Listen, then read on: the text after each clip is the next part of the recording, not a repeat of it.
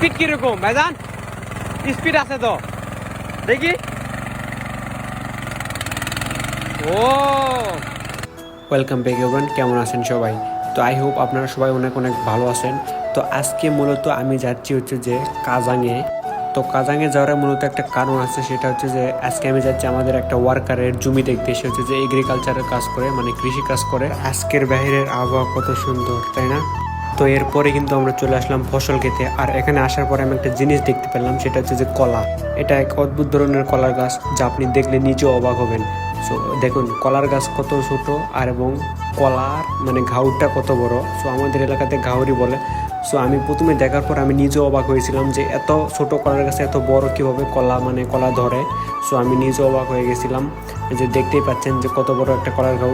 So আমরা তাদের কাছ থেকে শুনছিলাম যে আরও বড় আসছিল, তারা নাকি কেটে নিয়েছে মাটিতে ঠেকার কারণে। সো বলতে গেলে সবচেয়ে ভালো একটা জাতের কলা এটা। তো কলার গাছটি কিন্তু আমি দেখার সাথে সাথেই অবাক হয়ে গেছিলাম যে এত ছোট কলার গাছে এত বড় কলার ঘাউট কীভাবে হয়। আর আপনারা কি এরকম কলার গাছ কখনো দেখেছেন নাকি অবশ্যই কমেন্টে জানাবেন। তারপর আমরা দেখতে দেখতে ভাইজানের হচ্ছে যে আমরা সবচেয়ে ছোট একটা ট্রাক্টর দেখতে পেলাম।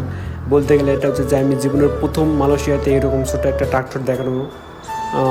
তো ভাইজানকে বললাম যে ভাইজান এটা একটু চলে দেখান, আমরা একটু দেখি কিভাবে এটা কাজ করে। সো তিনি কিন্তু স্টার্ট করে আমাদের চালানো দেখাচ্ছিলেন যে এটা এইভাবে কাজ করে। সো আমরা দেখার পর নিজেরাই অবাক হয়ে গেছিলাম। তারপরে আমি আর আমার বন্ধু ভাইকে বললাম, ভাই আমরা কি ট্রাই করে দেখতে পারি?